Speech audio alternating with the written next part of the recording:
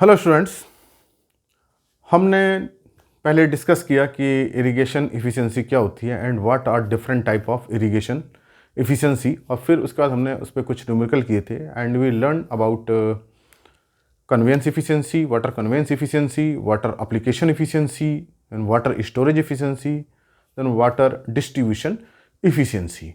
तो इसके बारे में हमने जान लिया था कि ये कैसे कैसे होती हैं और कैसे इसको कैलकुलेट करते हैं। लेकिन हमने उस लेक्चर में वाटर डिस्ट्रीब्यूशन इफ़िशियंसी को कैलकुलेट नहीं किया था। तो आज हम समझेंगे कि what is water distribution efficiency and how it is calculated. तो देखिए, वाटर डिस्ट्रीब्यूशन कितनी यूनिफॉर्मली डिस्ट्रीब्यूट हो रहा है, that is called water distribution efficiency. मान लीजिए ये फील्ड है और काफ़ी बड़ा फील्ड है और यहाँ से हम इरिगेशन कर रहे हैं। तो जब यहाँ से इरिगेशन करेंगे पूरे फील्ड में, तो अगर ये जितना वाटर यहाँ पे अप्लाई हुआ है उतना वाटर भी अगर टेल पे अप्लाई हो, इसको हम हेड एंड बोलेंगे, इसको हम टेल एंड बोलेंगे, या हेड और टेल बोलेंगे, या शुरू और आखिर जिसे हम कह सकते हैं फील्ड का। अगर जितना वाटर की डेप्थ यहाँ पे अप्लाई हुई है, मान लीजिए यहाँ 5 सेंटीमीटर अप्लाई हुई है और यहाँ भी 5 सेंटीमीटर अप्लाई हुई है water depth, then distribution is 100%। लेकिन practically it is not possible, it is impossible. इसका रीज़न ये है कि जब वाटर यहाँ से आता है, मैंने पिछले लेक्चर में बताया था कि जब वाटर यहीं से फ्लो करके जा रहा है तो डेफिनेटली क्या होता है कि यहाँ पे इस एरिया पे वाटर का डेप्थ ज़्यादा होता है और यहाँ वाटर की डेप्थ क्या होती जाती है, कम होती जाती है। तो यहाँ आप 4.5 भी हो सकती है, 4 भी हो सकती है, 3 भी हो सकती है। तो जितनी डेप्थ यहाँ कम होती जाएगी उतना ही डिस्ट्रीब्यूशन इफिशियंसी क्या होती जाएगी, कम होती जाएगी। अगर मान लीजिए हमको यहाँ 5 सेंटीमीटर मेंटेन करनी है तो यहाँ ऑटोमेटिकली क्या होगा, इरिगेशन डेप्थ ज़्यादा हो जाएगी क्योंकि वाटर इस एरिया के ऊपर से फ्लो करके जा रहा है। तो वाटर क्या होगा, नीचे परकुलेट करेगा क्योंकि पानी लगातार उस पर कंटिन्यूस चल रहा है, तो यहाँ पे डेप्थ अपने आप ऑटोमेटिकली ज़्यादा हो जाएगी। लेकिन अगर फील्ड हमारे लेवल्ड है, हमने प्रॉपर चैनल्स बना रखी हैं और एक डेफिनेट इंटरवल पे चैनल दे रखी हैं, हमारी बंडिंग बहुत अच्छी है, तो डिस्ट्रीब्यूशन यूनिफॉर्मली होता जाता है और डिस्ट्रीब्यूशन इफिशियंसी बढ़ती जाती है।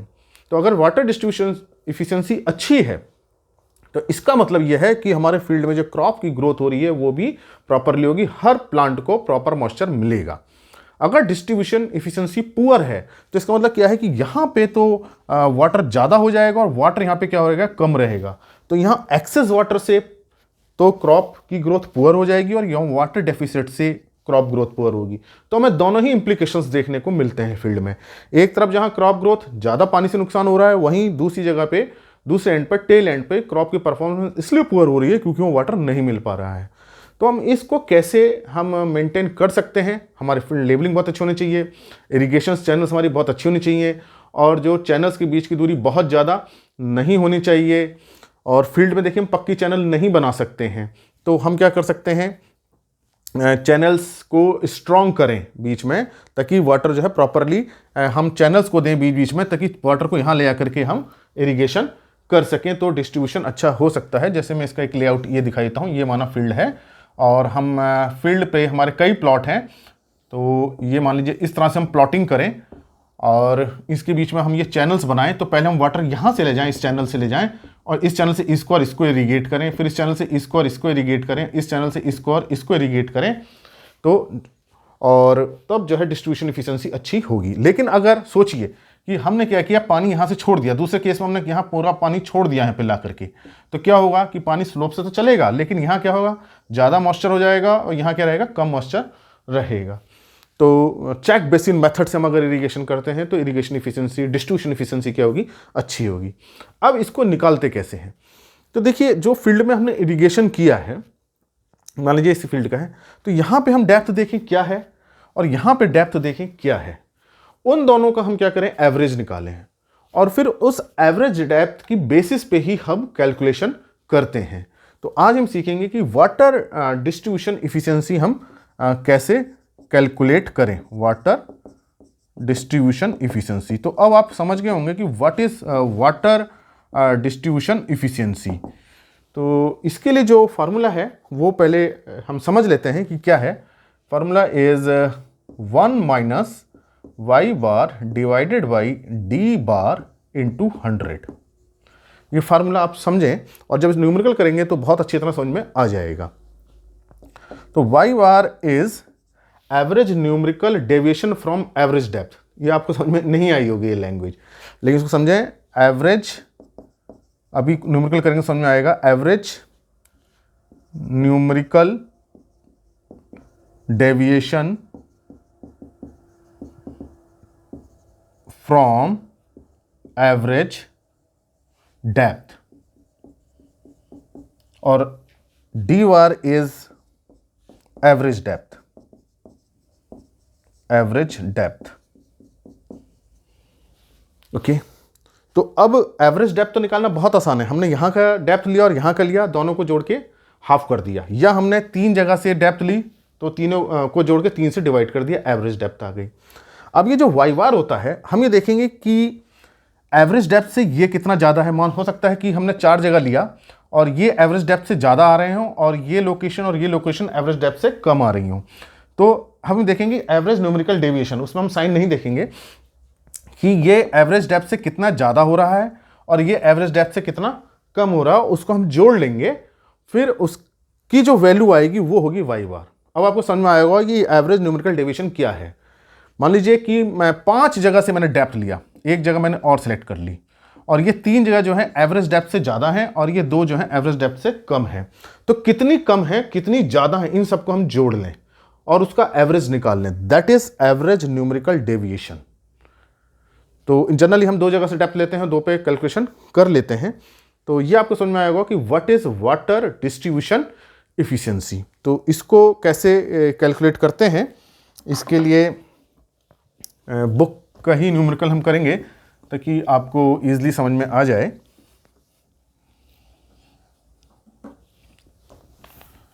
तो ये एक छोटे से न्यूमेरिकल होते हैं लेकिन बड़े कंसेप्ट बेस्ड होते हैं, और कंपटीशन में ये पूछे जा सकते हैं। अगर आपको इसके कैलकुलेशन के बारे में पता है तो आप इसको ईजिली सॉल्व कर सकते हैं।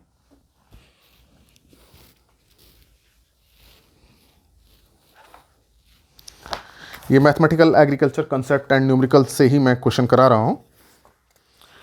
इसमें question number 3, question 3, after irrigation the depth of water penetration at the head of field was 1.8 metre. जो फील्ड है, ये हेड है जहाँ से पानी आ रहा है, यहाँ से इरिगेशन की जा रही है, that is head and this is tail. Okay, तो हेड पे जो डेप्थ है दैट इज 1.8 मीटर। ये 1.8 मीटर डेप्थ तक वाटर इसमें चला गया है, and at the tail end it is 1.2 metre. Okay, calculate water distribution efficiency. तो जो वाटर डिस्ट्रीब्यूशन इफिशिएंसी है, जो मैंने आपको बताई, अभी क्या बताया था, 1 minus Y bar divided by D bar. D bar का मतलब average value into 100 D bar. Okay, तो पहले हम निकालेंगे डी बार एवरेज डेप्थ। तो सिंपल है, एवरेज डेप्थ हमने 2 जगह से लिया है तो 2 को करेंगे। अगर हमने 3 जगह से लिया होता तो तीनों का सम करते, 4 जगह से लिया होता तो 4 से सम करते। तो यहाँ 2 ही जगह का लिया गया है, 1.28 डिवाइडेड बाई 2। अगर ये 3 वैल्यू होती तो 3 से डिवाइड कर देते हम, तो ये हो जाएगा 3.0 divide by 2 that is 1.5 metre. तो हमको डी बार की वैल्यू पता चल गई 1.5 मीटर। अब हमको निकालना है वाई बार। ये थोड़ा सा टिपिकल है, इसको वाई बार को कैसे निकालेंगे। तो देखिए, जो एवरेज डेप्थ आई है उसका हेड से हम देखेंगे डेविएशन क्या है और इस वैल्यू से डेविएशन क्या है, तब जो है वाई बार की वैल्यू निकलेगी। तो जो न्यूमेरिकल डेविएशन जो हम निकालेंगे, डेविएशन एट हेड एंड, तो कितना हो जाएगा, हेड एंड पे कितना था 1.8 और एवरेज वैल्यू से घटा के देखेंगे 1.5, 0.3 metre. Then deviation at tail and,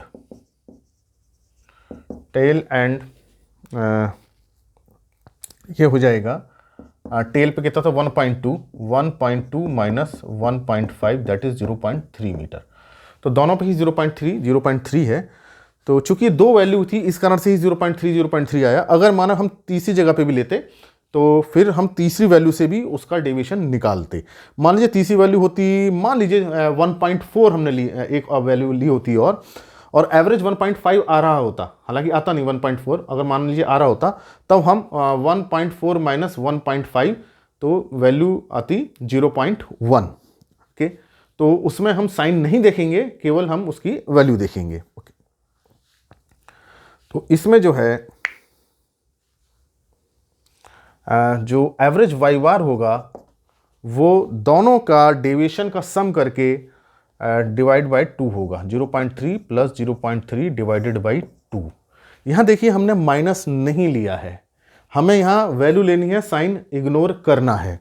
फिर जितनी वैल्यू हमने दो जगह से लिया है तो 2 से हम डिवाइड करेंगे, तो 0.6 डिवाइडेड बाय 0.3। ओके, अब हमारे यहाँ स्टोरेज एफिशिएंसी निकल आएगी। तो ये वाई बार की वैल्यू कितनी हुई 0.3, तो 1 माइनस इसकी वैल्यू है 0.3, डी बार वैल्यू है 1.5 एंड होल मल्टीप्लाइड बाय 100। इसका एलसीएम ले लीजिए 1.5 minus 0.3 to 100, that is 1.2 into 1.5 into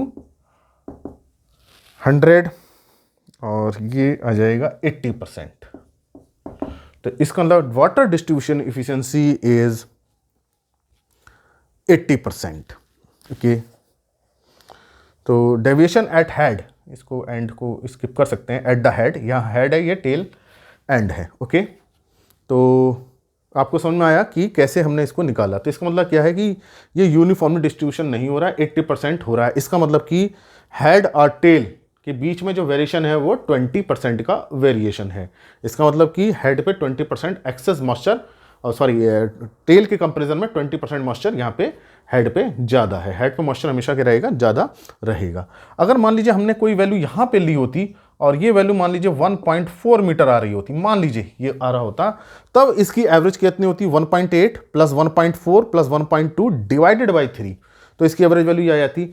फिर न्यूमेरिकल डेविएशन हम निकालते 1.8 माइनस जो भी इसका एवरेज वैल्यू आता, यहाँ से एवरेज वैल्यू से डेविएशन निकालते और यहाँ से डेविएशन निकालते, तो वाई बार अलग आता और फिर फार्मूला रखते थे तो ये वैल्यू आ जाती। तो ये ध्यान रखना है आपको कि हमने ये वैल्यू निकाली है, इसमें हमने साइन को इग्नोर किया है। तो ये इस तरह से आप वाटर डिस्ट्रीब्यूशन इफिशिएंसी निकाल सकते हैं और आपको पता चल गया होगा कि what is water distribution efficiency. तो फील्ड अगर लेवल्ड होंगे तो डिस्ट्रीब्यूशन इफिशिएंसी अच्छी होगी, अगर लेवल्ड नहीं होंगे तो इफिशिएंसी बहुत पुअर होगी। कोई ज़रूरी नहीं कि हेड पे ही वाटर ज़्यादा हो, माना फील्ड बहुत स्लोपी है, मान लीजिए इस तरह का स्लोप है फील्ड का, तो वाटर क्या आएगा, तुरंत यहाँ से आएगा और यहाँ जाके एक्यूमुलेट होने लगेगा। तो यहाँ वाटर की डेप्थ कम रहेगी और यहाँ वाटर की डेप्थ क्या रहेगी, ज़्यादा रहेगी। अगर फील्ड इस तरह का स्लोपी हो रहा है, अपवर्ड हो रहा है इस तरह से, तो यहाँ वाटर ज़्यादा रहेगा और यहाँ स्लोली जाएगा वाटर, तो यहाँ वाटर डेप्थ कम रहेगी। तो डिपेंड करेगा कि उसका स्लोप कितना है। अगर वेल लेवल्ड फील्ड है तो जितना वाटर स्मूथली मूव करेगा, जितनी इरिगेशन यहाँ हुई है उतनी इरिगेशन यहाँ होगी, मतलब दोनों ही पार्ट पे प्रॉपर इरिगेशन होगी। तो ये आपको मैंने बताया water distribution efficiency, water distribution efficiency के बारे में। और ये लेक्चर आपको अच्छा लगा हो तो आप इसको लाइक करें, शेयर करें और चैनल सब्सक्राइब नहीं किया तो सब्सक्राइब करें। Thank you very much.